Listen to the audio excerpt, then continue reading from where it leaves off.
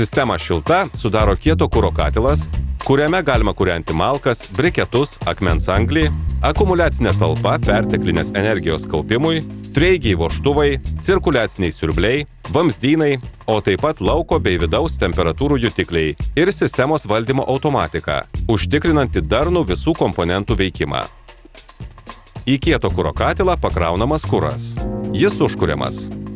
Apie talpoje sukauptos energijos kiekį galima spręsti iš viršutinėje, vidurinėje ir apatinėje dalyse įtaisytų termometrų parodymų, kurie atvaizduojami ir automatikos valdiklio ekrane. Vandentekio vanduo sušildomas didelio paviršiaus ploto momentinėme vandens šildytuve, įmontuotame viršutinėje talpos dalyje. Į šilto vandens liniją galima įjungti elektrinį vandens boilerį ir taip šildyti vandenį net ir nesant įkrautai akumuliaciniai talpai. Temperatūrą kambariuose seka temperatūros jutiklis. Ir jei nukritus žemiau nustatytos, automatikos valdiklis įjungia cirkuliacinį šildymo sistemos siurblį. Temperatūrai patalpose pakilus iki nustatytosios, cirkuliacinis siurblys išjungiamas. Toks pat procesas vyksta ir tada, kai katilo pakurai kūrenantis dingsta elektra ir išsijungia cirkuliacinis siurblys. Atbulinis vožtuvas atsidaro ir šiluma iš katilo gravitaciniu būdu patenka į akumuliacinę talpą. Pakura pilnai išsikūrena ir užgęsta, o katilas nesprogsta ir nesugadinamas.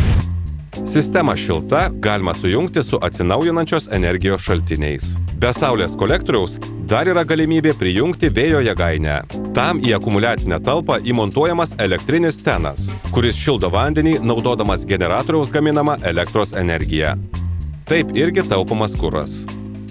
Šildymo sezono metu, išvykstant iš namų ilgesniam laikui, yra rizika, kad patalpose temperatūra nukris žemiau leistinos ribos, ar net užšals vanduo šildymo sistemoje. Kad to neįvyktų, yra numatyta galimybė į akumuliacinę talpą įmontuoti papildomą elektrinį šildymo elementą.